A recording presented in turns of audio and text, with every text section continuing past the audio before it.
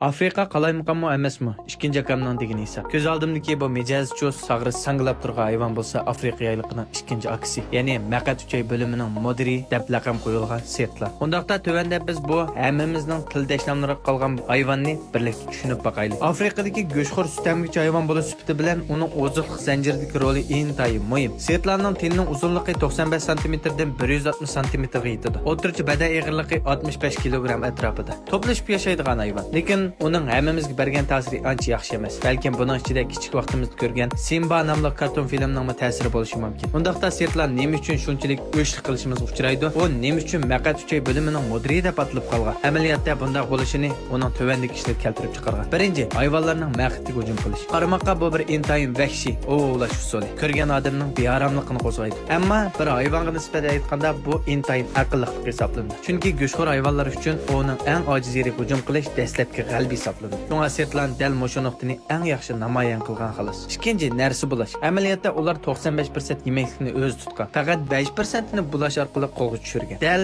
biz uning osondagi narsa bo'lgan ko'rinishini uning nacharnomi va satturqi birlashtirib o'ylab olgan. Uchinchi, ular tozliqqa rioya qilmaydi. Bu uning eng tipik aloyidligining birisi. U chirigan go'sht yeyishni yaxshi ko'rdi. Shunga shirma qo'rsiqi bakli ichib ketmasa, oldirab uni oziqlik qilmaydi. Lekin u dal o'zining chirigan go'sht yeyishda yemeklik odati bilan Afrika yayliqini tozalaydi. Shunga u yana yayloq tozag'uvchisi degan chiroyli nomga ega bo'lgan. Ular yana darajasi yuqori bo'lgan ona sistemli hayvon bo'lib, erkaki odati faqat chisidan eshib qolganlarini yeydi. Mundaqcha deganda bir sertlan topida ani sertlanning degini esa qisqasi mayli qaysi xil hayvon bo'lsin, hammasi tabiat dunyosidagi boylik hisoblanadi. Biz ularni hurmatlashimiz va ularni qo'g'dishimiz kerak.